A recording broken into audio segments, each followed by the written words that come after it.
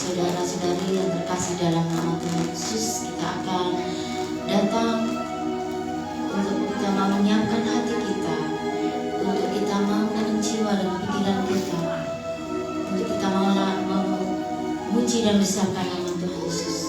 Kita mau ambil saat teduh sebentar, saat teduh dimulai.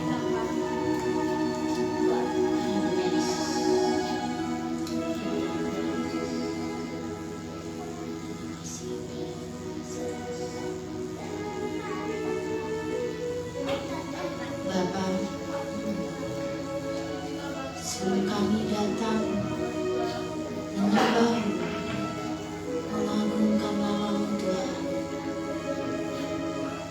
kami mohon kepada Engkau ya Bapa untuk menguduskan setiap hati kami yang datang ke tempat ini ya Tuhan. Sucikan ya Bapa, ampuni segala dosa kami, perbuatan kami ya Bapa. Layakkan kami untuk datang ke hadirat-Mu ya Tuhan. Kami mau cinta Engkau ya Bapa. Kami mau memuji Engkau ya Tuhan. Dan kami mau menyembah Engkau ya Tuhan.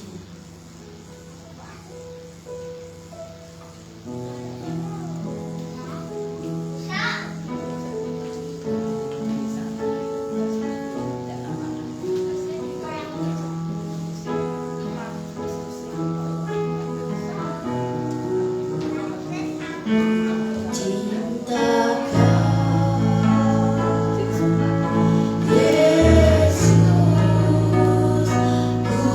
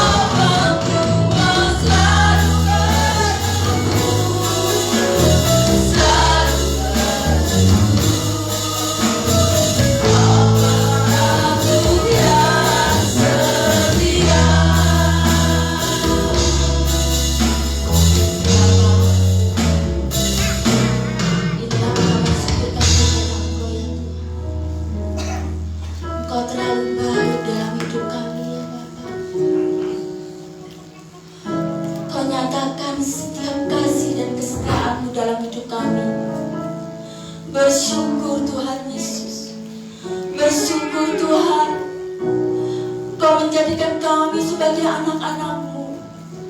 Haleluya Yesus.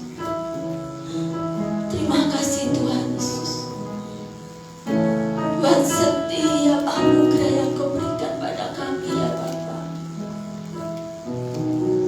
Terima kasih Tuhan, Kau memberkati kami semua. Kau menyediakan apa yang kami perlukan. Bahkan Kau menjadi kekuatan dalam hidup kami, untuk kami melangkah setiap kehidupan kami ya Bapa. Kau selalu menopang kami Tuhan. Kau tidak pernah meninggalkan kami. Kau selalu ada dalam setiap hidup kami ya Bapa. Bersyukur Tuhan Yesus. Bersyukur Tuhan. Bersyukur untuk kasih-Mu ya Bapa. Haleluya Yesus. Haleluya Yesus. Terima kasih Tuhan Yesus. Terima kasih Bapa. Kami tak bisa berbalas setiap kebaikan dan kebaikan-Mu dalam hidup kami ya Bapa. Haleluya Yesus. Terima kasih.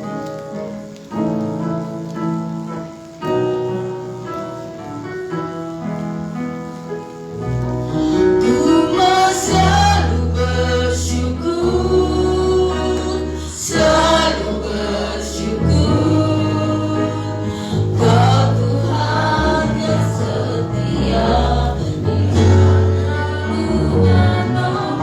Ku mau selalu bersyukur, selalu bersyukur. Kau Bapa-Ku yang setia, selalu bersyukur, selalu bersyukur, selalu bersyukur. Kau Tuhan yang setia, yang selalu menopang. Ku mau selalu bersyukur, selalu bersyukur. Kau Bapa-Ku yang setia, Kau Bapa-Ku yang setia, Kau Bapa-Ku yang setia, Kau Bapa-Ku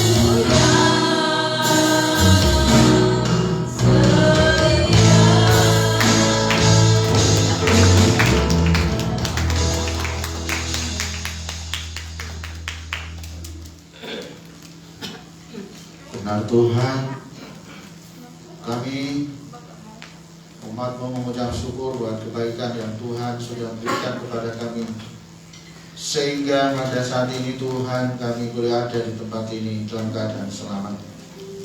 Kami rindu menikmati hadirat-Mu Tuhan. Kami rindu pagi hari ini disegarkan jiwa roh kami dengan puji-pujian, dengan firman, dengan doa-doa kami yang kami naikkan. Bapa, kami undang Kau hadir di tengah-tengah ibadah kami. Tuhan yang setia, tidak pernah meninggalkan kami. Tuhan Yesus Kristus yang senantiasa menopang dan menolong dalam kehidupan kami. Terima kasih ya Tuhan. Perkenankan kami untuk menghadap kehadirat-Mu pagi hari ini dengan pujian syukur kami, penyembahan kami, sukacita kami kepada Engkau. Pertolongan dalam ibadah kita datangnya dari pihak Allah yang ciptakan langit dan bumi, yang tidak pernah meninggalkan perbuatan tangan kasih-Nya. Turunlah atas kita sekalian anugerah dan damai sejahtera, dalam nama Bapa, Putra dan Roh Kudus, dalam nama Tuhan Yesus Kristus memberkati dan menyertai sepanjang ibadah kita. Haleluya. Amin. Silakan duduk kembali.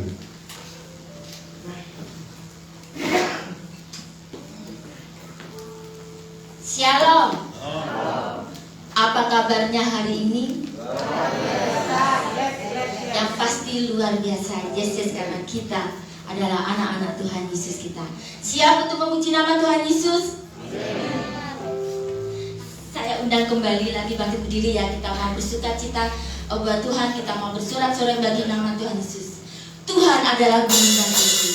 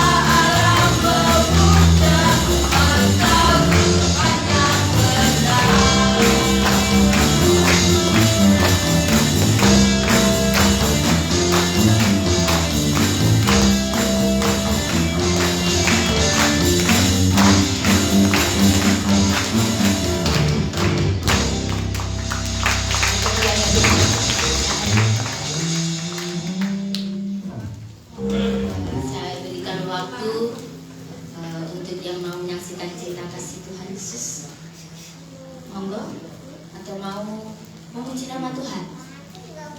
Monggo, Bu.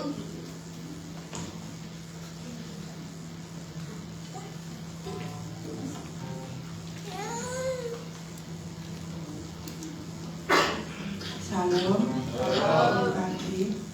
Saya mengucap syukur dan terima kasih. Kemarin saya dikabari anak saya yang di umur saya itu 3:30 itu saya dibel, Bu, anakku kok muntah kenapa ibu? Oh mungkin masuk angin deh. Enggak Bu, kok angin pucat gitu katanya. Terus saya pagi ke sana jam 6. Anda saya lihat itu memang perutnya itu besar, itu tak kasih garam sama sangket sama itu tak bunyi dan sudah kembali dan saya berdoa Tuhan tolong cucu saya tolong selamatkan Tuhan Yesus. Saya yakin dan percaya Tuhan selalu menyembuhkan cucu saya umur 9 itu dan saya mau bersaksi cinta kasih Tuhan. Tuhan telah menyembuhkan saat itu. Saya mau pulang, jangan pulang dulu Bu, tunggu aja. Soalnya kan sudah ya, saya pulang jam 6.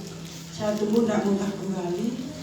Kalau minum susu jangan yang anget, jangan kasih air yang hangat-hangat deh, kan hawanya agak dingin. Habis itu tak bikin susu yang hangat itu tidak muntah kembali. Saya bersyukur dan terima kasih Tuhan sudah menjawab doa-doa saya. Saya ingin dan membalas cinta kasih Tuhan, tapi kalau ada kesalahan saya sebelum minta maaf. Bapa pegang tanganku, Bapa ku rindu selalu berada dekatmu.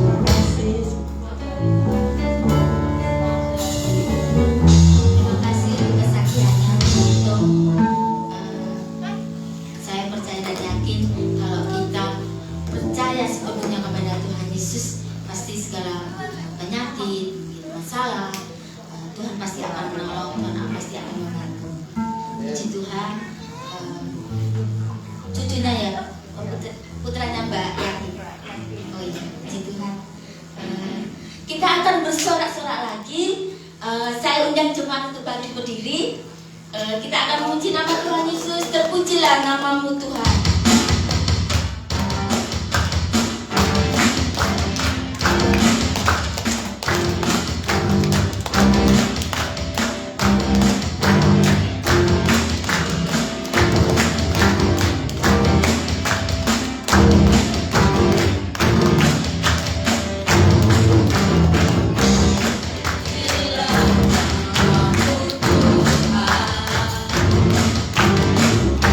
Ada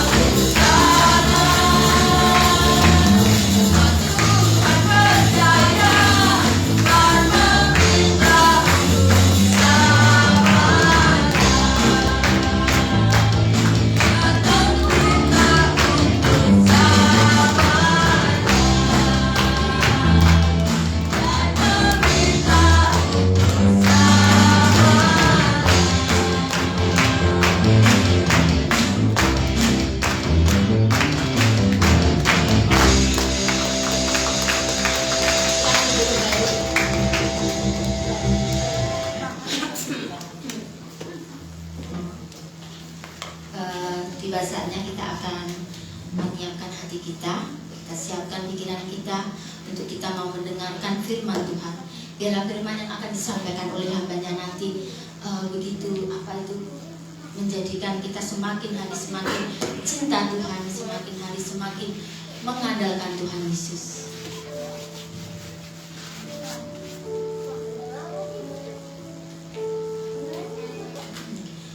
Ku tak dapat lupakan Tuhan kebaikan yang Kau berikan pada kami. Haleluya, terima kasih Tuhan.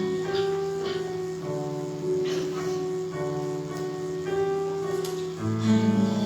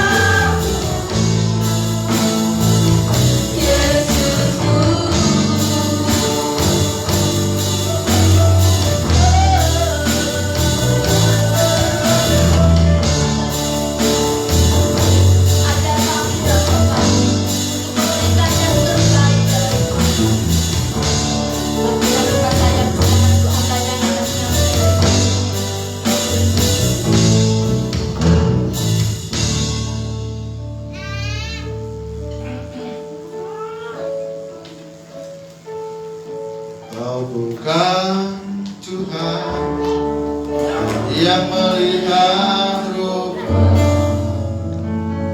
kau bukan Tuhan yang memerhatikan hati hamba yang selalu kau cari.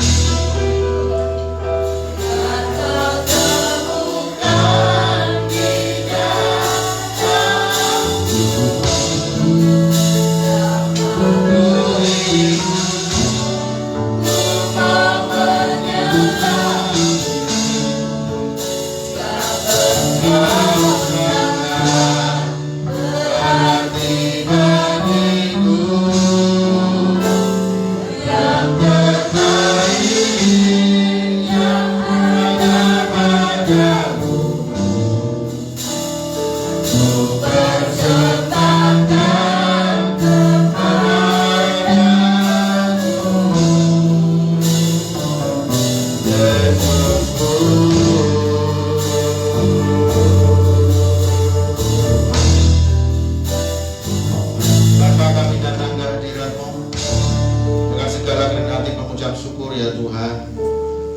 kesempatan yang indah yang Tuhan berikan kepada kami.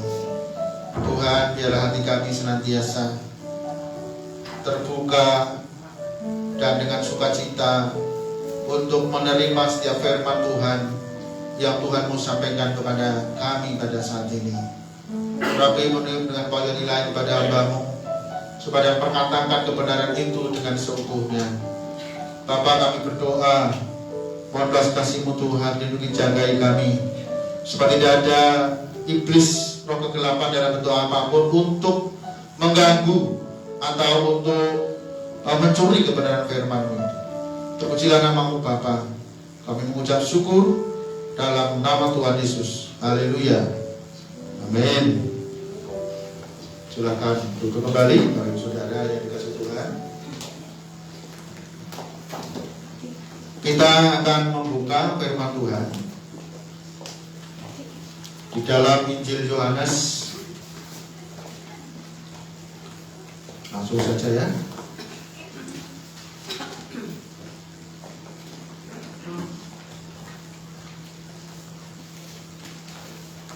Ya, pastikan Bapak Ibu Saudara untuk siap mendengarkan firman Tuhan. Mohon untuk kalau mau ke belakang silahkan ke belakang. Setelah itu harap untuk diempet tidak ke belakang lagi supaya tidak terganggu dengan lalu lalang orang yang ke belakang. Silakan, saya beri waktu 5 menit sampai 3 menit kalau yang tidak mau ke belakang. Pasti bisa 30 menit tidak ke belakang? Nah, puji Tuhan. Ya. Nah, kita ini mesti harus sedikit disiplin ibadah. Kita ini kalah ya dengan saudara kita ini. Mereka itu kalau ke masjid itu tidak mungkin lalu lalang, itu datang duduk ya sudah, ya sampai selesai. Ya, tidak ada bawa minum mereka itu. Apa ada ke masjid bawa minum? Tidak ada, saya lihat ya. Ya, jadi jemput istilahnya. Ya, itu. Karena memang kita ini mau datang kepada Tuhan dari rumah dari siapa ya. Kecuali itu anak-anak kecil ya, tidak apa-apa itu anak kecil. Saya kira kuat kita untuk bertahan sejenak saja. Baik, kita akan baca di dalam Injil Yohanes pasal yang ke-8 ayat yang pertama sampai dengan ayat yang ke-11 dalam firman Tuhan ini. Tidak ya? Kamu? Ya. Yohanes. Tetapi Yesus pergi ke Bukit Zaitun. Pagi-pagi benar ia berada lagi di bait Allah, dan seluruh rakyat datang kepadanya. Ia duduk dan mengajar mereka. Maka ahli-ahli Taurat dan orang-orang Farisi membawa kepadanya seorang perempuan yang kedapatan berbuat zina. Mereka menempatkan perempuan itu di tengah-tengah lalu berkata kepada Yesus, "Rabi, perempuan ini tertangkap basah ketika ia sedang berbuat zina. Musa dalam hukum Taurat memerintahkan kita untuk melempari perempuan-perempuan yang demikian. Apakah pendapatmu tentang hal itu?" Mereka mengatakan hal itu untuk mencobai dia, supaya mereka memperoleh sesuatu untuk menyalahkannya. Tetapi Yesus membungkuk, lalu menulis dengan jarinya di tanah.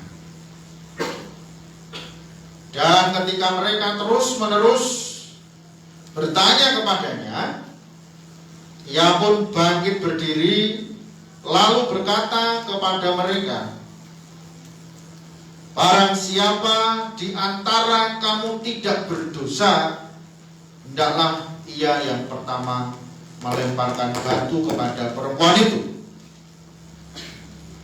Lalu ia membungkuk pula dan menulis di tanah. Tetapi setelah mereka mendengar perkataan itu, pergilah mereka seorang demi seorang, mulai dari yang tertua. Akhirnya tinggallah Yesus seorang diri dengan perempuan itu yang tetap di tempatnya. Lalu Yesus bangkit berdiri dan berkata kepadanya, "Hai perempuan, di manakah mereka? Tidak adakah seorang yang menghukum engkau?" Jawabnya, "Tidak ada, Tuhan." Lalu kata Yesus, "Aku pun tidak menghukum engkau. Pergilah dan jangan berbuat dosa lagi mulai dari sekarang." Amin. Kemudian bacaan firman Tuhan yang kita renungkan pagi ini jadi dasar dalam ibadah kita.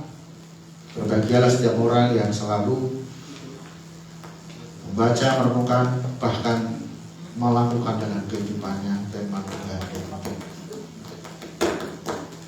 Bapak, Ibu, dan Saudara yang dikasihi Tuhan, dalam kehidupan manusia itu ada beberapa tipe orang ya, kalau kita mengamati di dunia ini.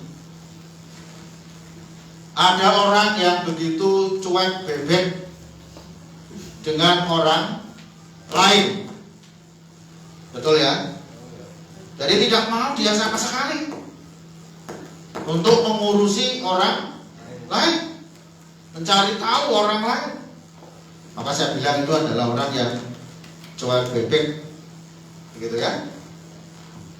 Lalu ada orang yang kedua ini, orang yang suka mengurusi orang lain. Semua diurusi, keluarganya sendiri gak diurus, tapi dia lebih senang mengurusi orang lain. Ya, selalu orang lain yang dibicarakan, mulai melek pagi sampai nanti mau merem pada malam, itu selalu orang lain. Nah, orang model ini adalah orang yang suka main dan nonggo istilahnya. Ya, orang yang suka ngerumpi. Ya, orang yang suka ngerumpi.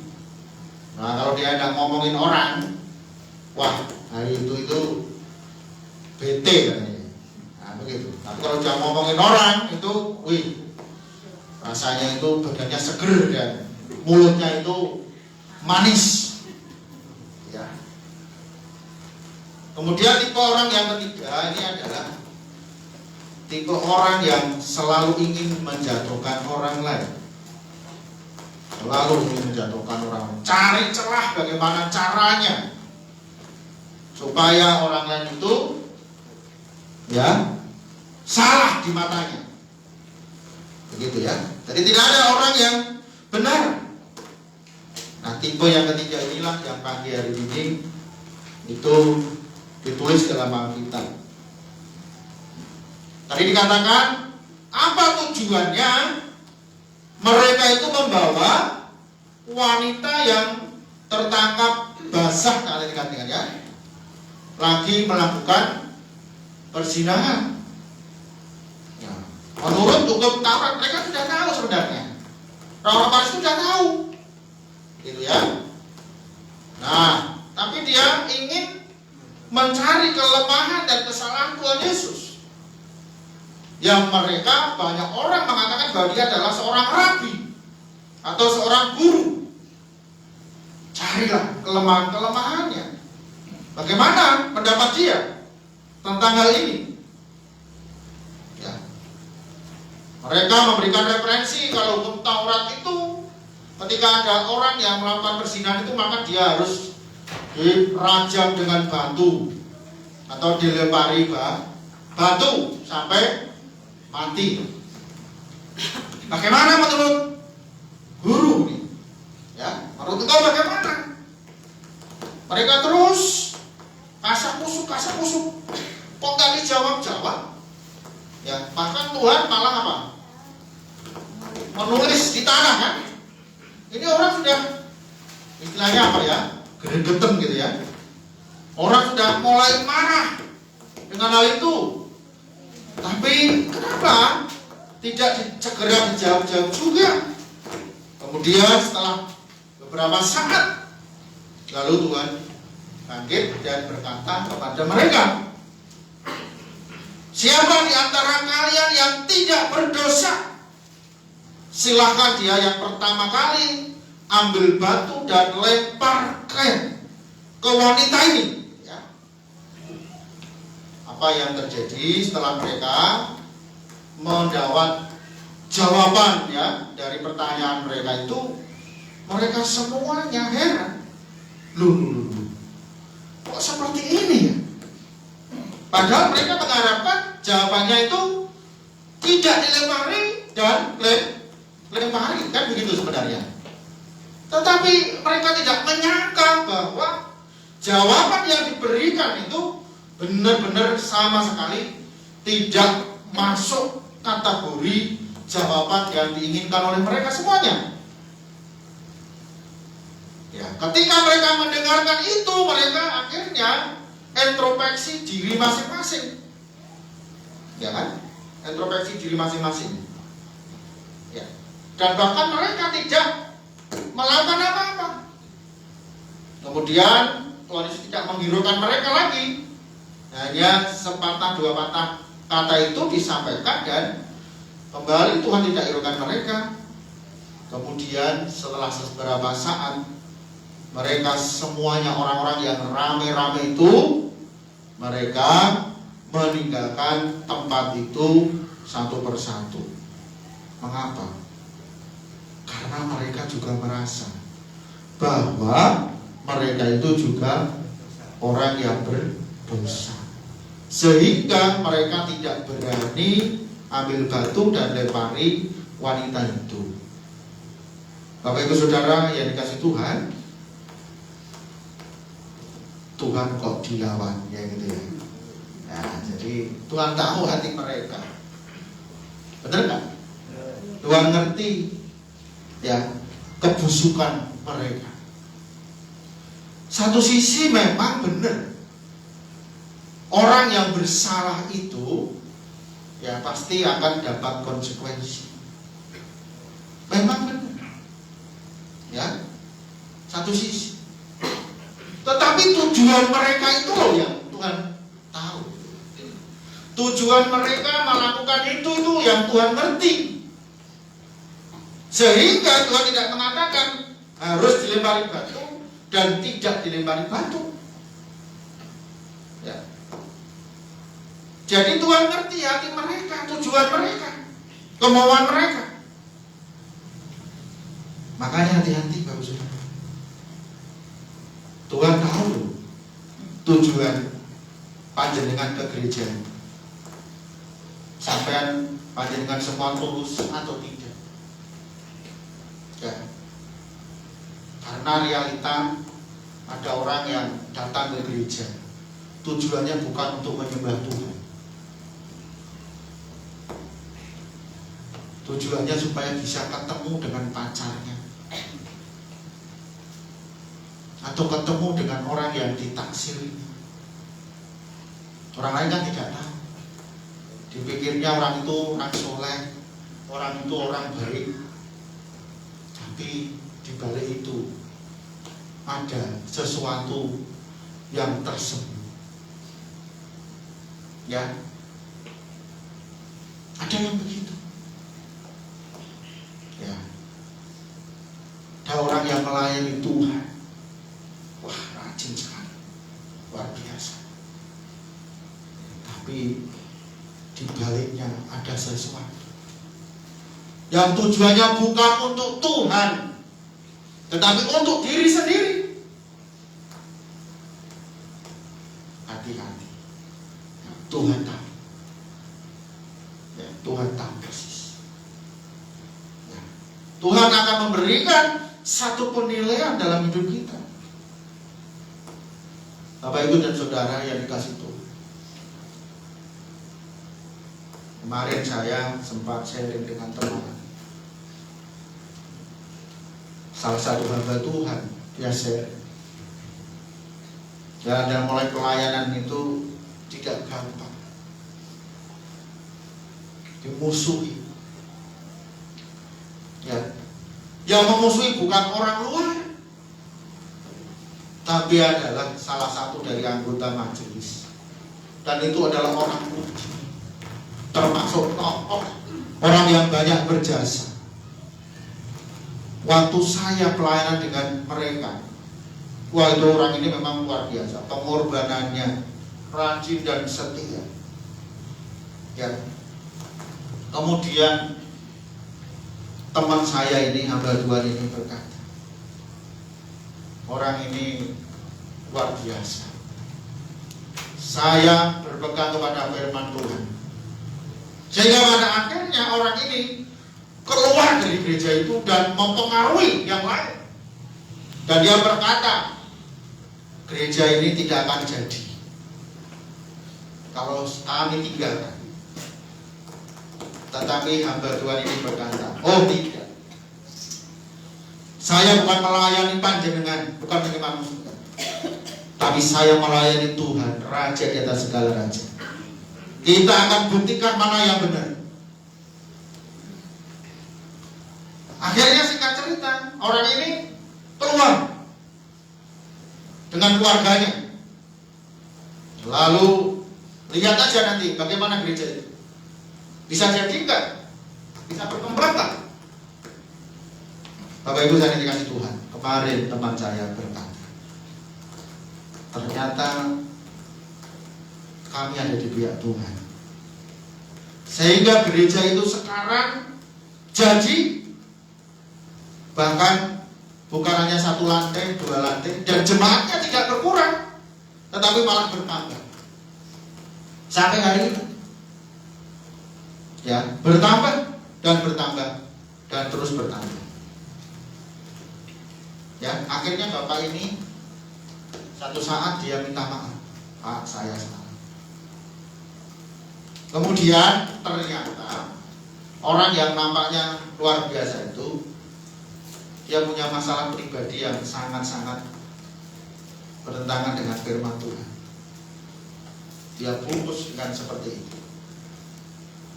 Ya, dia tidak dipenjara, itu sudah hal yang luar biasa. Karena persoalan cara pribadi.